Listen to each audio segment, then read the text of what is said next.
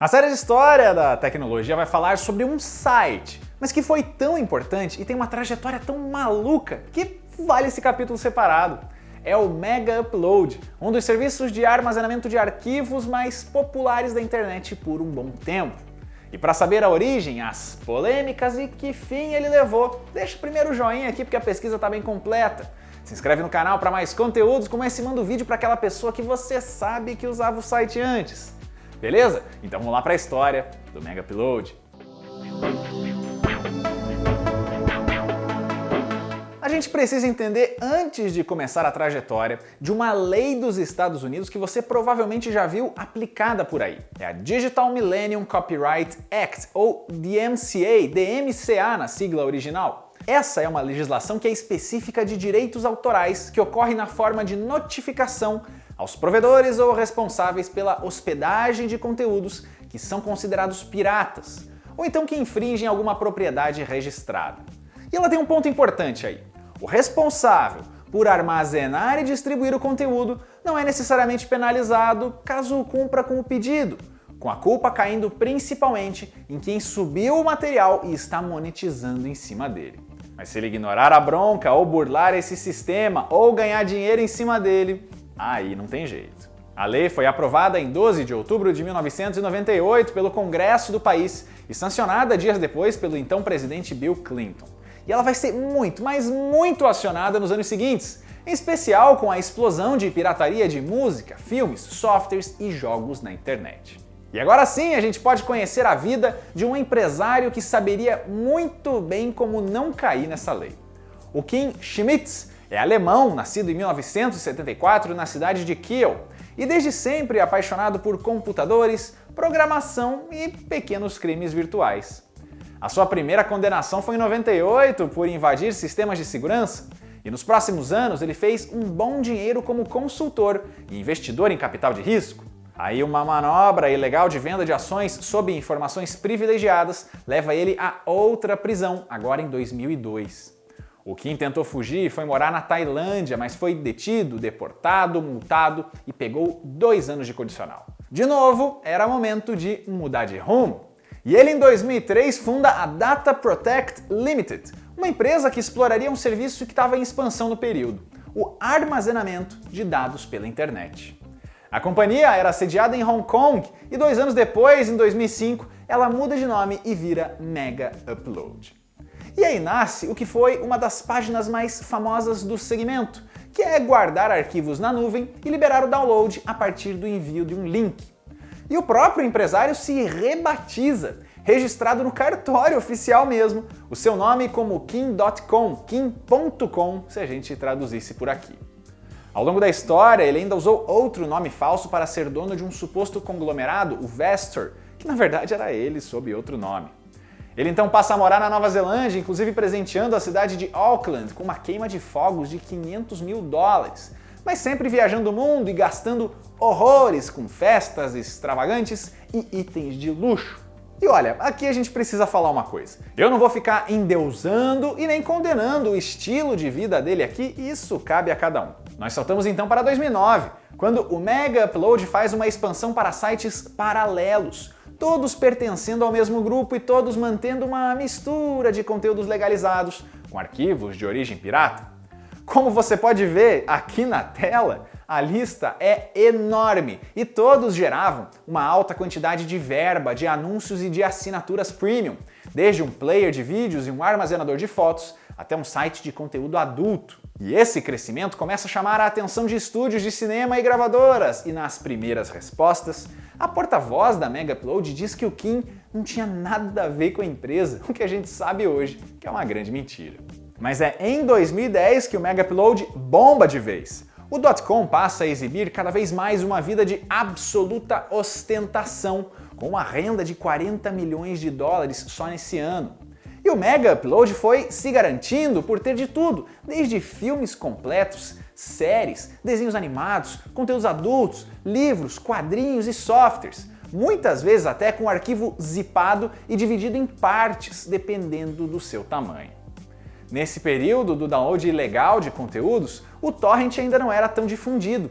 E softwares especializados como Limeware e Emule estavam ou fechados por ações judiciais ou já no fim da sua vida. Ou seja, sites como o Mega Upload eram um prato cheio, intuitivos em uso e hospedagem de fácil compartilhamento e gratuitos. A gente até já tem tanto a história do torrent quanto da pirataria de músicas aqui no canal. Eu recomendo você ver depois. Em 2011, aí sim os primeiros processos contra o Mega Upload começam a surgir, inclusive de produtoras de conteúdo erótico insatisfeitas com o material pirateado, e do estúdio de Busca Implacável, filme de ação estrelando Liam Neeson. Só que a empresa simplesmente ignorou as notificações e tirou quase nada do que era pedido. Aos poucos, também aconteceram alguns bloqueios dos sites em países específicos como Índia, Arábia Saudita e Emirados Árabes Unidos.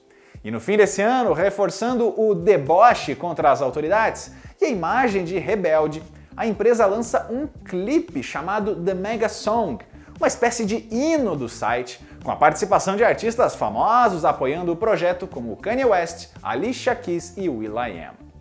Aí vira o ano, e em 18 de janeiro de 2012 acontece um negócio até então inédito na internet.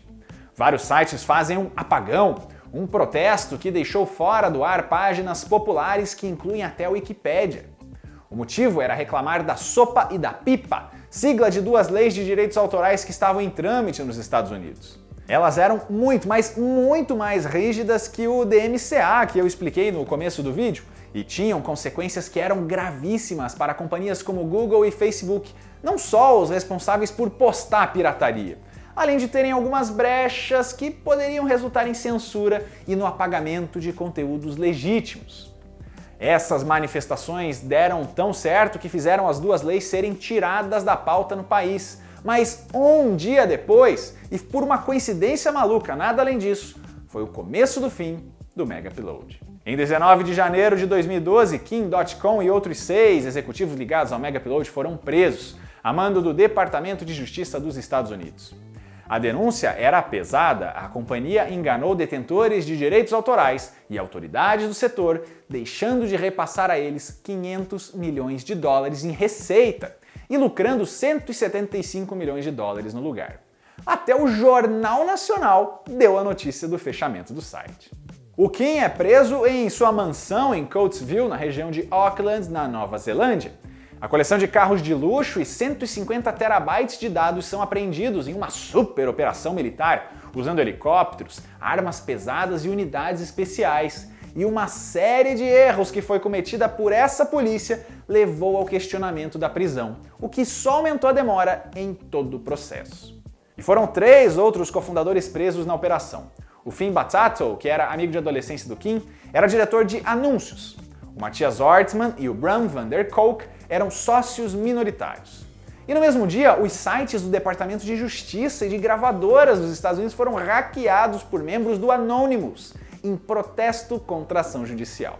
E olha, começa aí um processo que, acredite se quiser, não foi resolvido até hoje. Em fevereiro de 2012, o Kim é liberado após pagamento de fiança, enquanto aguardava a decisão sobre ser ou não extraditado da Nova Zelândia, onde ele morava, tinha cidadania, para os Estados Unidos, onde ele seria julgado e corria o risco de passar um bom tempo preso. O programador Andrus Noem, que trabalhava da Holanda, não teve a mesma sorte que o ex-chefe. Anos depois, ele foi extraditado e passou mais de um ano preso, mesmo com bem menos responsabilidade no projeto. E em 9 de março de 2012, o site Mega Upload é oficialmente fechado para sempre por ordem judicial. Esse é considerado, naquele momento, o maior caso de combate contra a pirataria da história dos Estados Unidos. Segundo os responsáveis pela acusação, o Mega Upload gerava quase 4% de todo o tráfego da internet global, pela quantidade de download de banda, e era o 13º site mais acessado do planeta.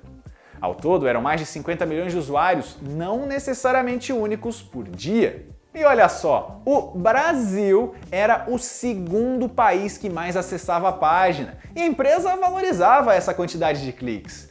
Prova disso foi uma postagem de "Eu amo vocês" do Kim para o público da Kim em seu perfil no Twitter na metade daquele ano. E olha, o 1º de abril de 2012 do Tecmundo foi uma pegadinha de que o Mega Upload voltaria com um servidor brasileiro. Muita gente nos comentários ficou empolgada, depois saiu xingando a gente, eu super entendo, viu? E aí voltam os problemas judiciais, de verdade mesmo. No fim desse ano, a Justiça da Nova Zelândia admite que usou mecanismos ilegais de vigilância para espionar o .com, quebrando uma lei local. Aí ele ganha tempo e ganha argumentos para sua defesa, além de acesso de volta aos bens que estavam apreendidos. E exatamente um ano depois da operação, em 19 de janeiro de 2013, acontece o lançamento do sucessor do Mega Upload, o Mega. A festa foi grande, o serviço oferecia 50 GB grátis e promessa de ficar dentro da lei. Em apenas um dia já era 1 milhão de usuários cadastrados, mas o casamento com o Kim durou pouco. Em menos de 2 anos, o empresário corta todos os laços com o site, que existe até hoje, continua funcionando normalmente, mas como você deve imaginar, não ficou totalmente dentro da lei. Nesse ano, o Kim consegue também um espaço para falar no Parlamento da Nova Zelândia sobre o seu processo. Mas uma coisa é importante, o Mega começou do zero, sem os arquivos do site antigo, do Mega Upload, que continuavam armazenados e parados. Até que em junho de 2013, a LeasyWeb, que era uma das empresas de servidores contratadas pelo Mega Upload, simplesmente apagou 630 máquinas que tinham dados de consumidores, a maioria arquivos de pessoas da Europa. Quem guardava documentos ou arquivos, você deve imaginar, ficou furioso.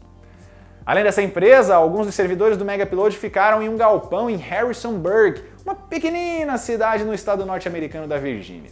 O local pertencia a uma empresa chamada Carpathia Hosting, que também vai virar assunto aqui, e o site também tinha servidores na França e na Holanda. Então é importante a gente citar um negócio. O site, o Mega Upload, é conhecido como um Cyber Locker, um armário digital. Esse termo ajuda a diferenciar esses serviços de compartilhamento de arquivos com links para downloads. Por serem dados subidos por outras pessoas, ele tinha ali certa proteção legal por causa do DMCA, que eu expliquei lá no começo. Mas a empresa ter monetizado em cima disso, ignorado as notificações e tentado escapar dos processos pesou bastante no fim das contas. Em janeiro de 2014 foram muitas as más notícias para o .com. Primeiro, ele tenta outro empreendimento, um serviço de venda e reprodução de músicas chamado Baboom. Meses depois deu ruim de novo. O serviço rompe relações com o empresário para tentar sobreviver. Além disso, em abril, finalmente estúdios de cinema dos Estados Unidos, incluindo Disney, Fox e Paramount, processam a plataforma por infração de direitos autorais. Por outro lado, esse é o ano em que ele lança na Nova Zelândia o Internet Party, um partido político de verdade para promover direitos de privacidade online e pedindo mudanças nas leis de copyright. Ele nunca elegeu congressistas e há 5 anos está inativo, por não ter o número mínimo de associados que é exigido pela lei local. E aí vem outro problema com servidores. Em 2015, a Carpathia muda de dono e vai à justiça pelo direito de deletar todos os arquivos congelados do Mega Upload. Ao todo, seriam cerca de 25 petabytes, 25 milhões de gigas, muitos já talvez até deteriorados, mas ainda custando dinheiro para a companhia. Mas como ali poderiam estar provas do processo, tudo teve que continuar parado. E o cerco contra esse tipo de site só aumentou. No mesmo ano, o lendário RapidShare, que era um dos principais concorrentes, também fechou as portas, atolado de ações judiciais.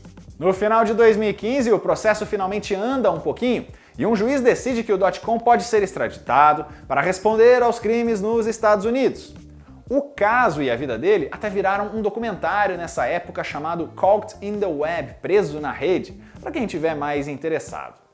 Já o domínio megaupload.com em 2018 tem uma alteração. Ele passa para uma empresa canadense chamada Registrar Ads, mas não há qualquer site ativo nele hoje, ou seja, 0 chances da página original voltar ao ar. E aí as principais atualizações dos anos seguintes são de novo sobre o caso. Nesse ano de 2018, os presos têm a extradição aprovada, mas podem continuar respondendo em liberdade até que ela seja confirmada. Nesse período, o .com continua usando redes sociais, começa a falar sobre criptomoedas, se interessa especialmente pela Bitcoin Cash. Ele tentou lançar um token próprio, mas não teve sucesso. E mais algumas vezes, o Kim teve recursos judiciais rejeitados, mas ainda não há previsão para ele ser extraditado. Se isso acontecer, ele pode pegar até 20 anos de prisão ao lado dos outros cofundadores. Dos executivos originais, só um deles, o Finn, teve a extradição retirada por condições de saúde. Além disso, 2 programadores fecharam um acordo em maio de 2022 com a Justiça e serão julgados e punidos no próprio país. Enquanto isso, o Kim continua morando na Nova Zelândia e o Mega Upload é só uma memória cada vez mais distante. E essa é a história do Mega Upload, uma página que balançou o mundo da pirataria e do compartilhamento de arquivos na nuvem. Se você tiver uma sugestão de uma empresa, de um produto ou de um serviço aqui para o quadro, deixe um comentário que a gente lê. As fontes consultadas estão aqui na descrição e não se esqueça, esse é só um resumo, é só um recorte e muita coisa acaba ficando de fora. Confira ainda a playlist do História da Tecnologia para saber do que a gente já falou por aqui e até a próxima!